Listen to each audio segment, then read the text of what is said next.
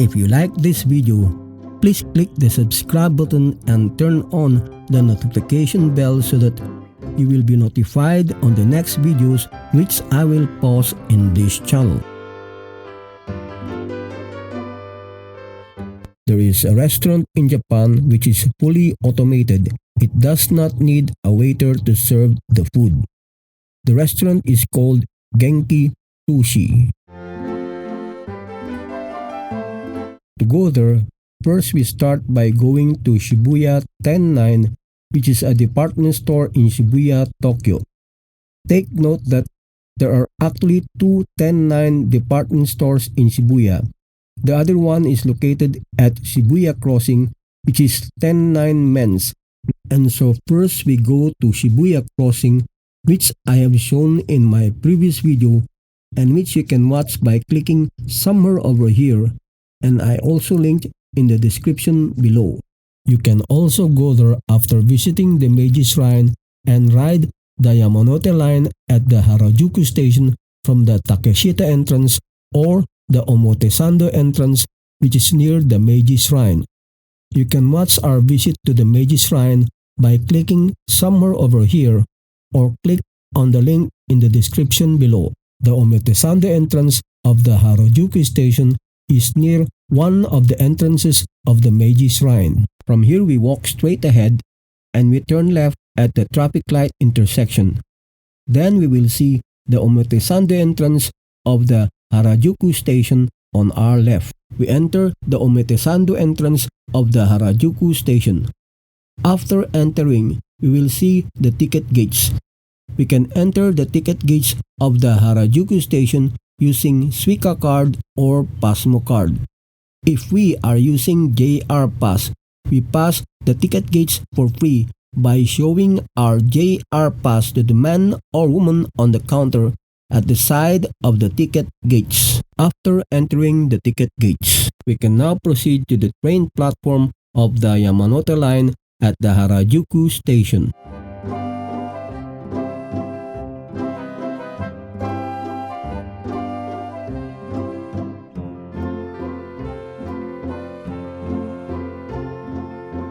We go down to the train platform of the Yamanote line using the elevator or escalator.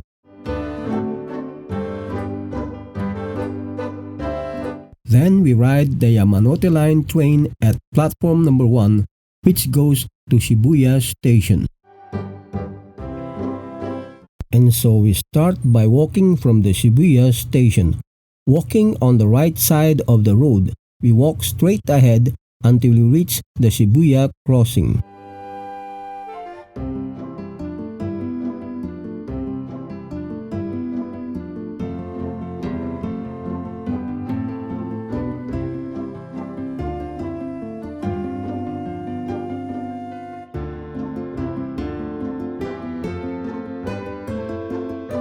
Once we reach the Shibuya Crossing, we cross the road to go towards Shibuya 109.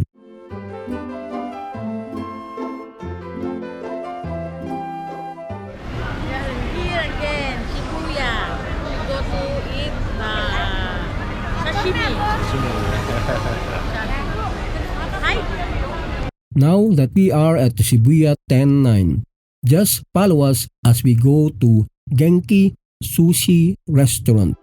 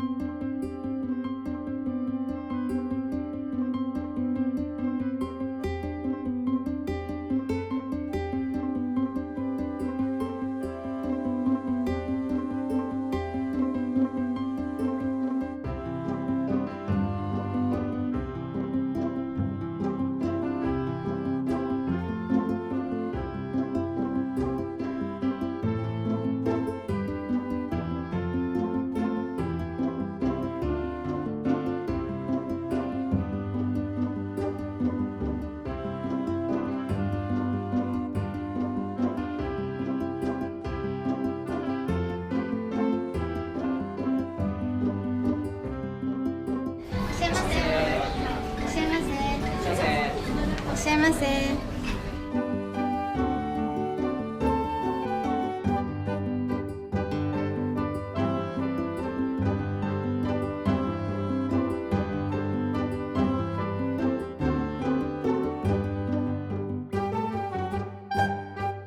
We are now finally inside the Genki Sushi restaurant. Here we choose our food by using some sort of iPad or tablet. To start, first we click on the screen. To select our language, we click on the green button on the bottom left side. Then we click English.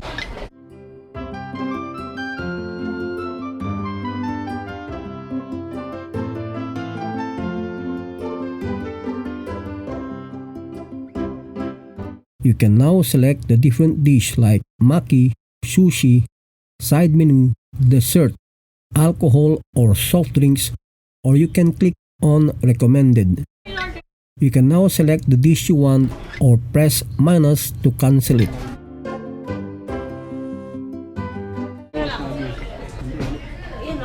Yan na, yan. Sarap ba yan?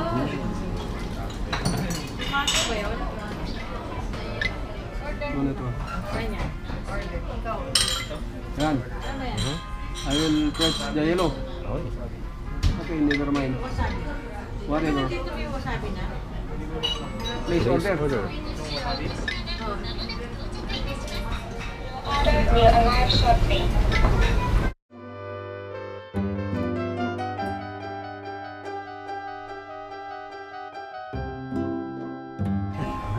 Wow.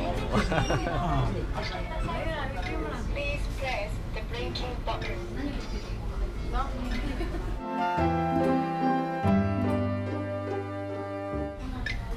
After you have chosen the dish you want, see what happens.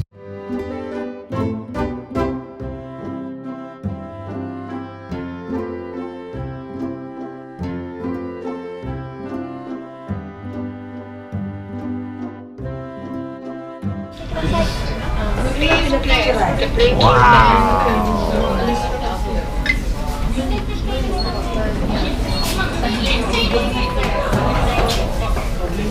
Wasabi. Nice. Do your sauce. My sauce. That is truly amazing. Thanks for watching, and as always, don't worry, be happy and have a very happy trip.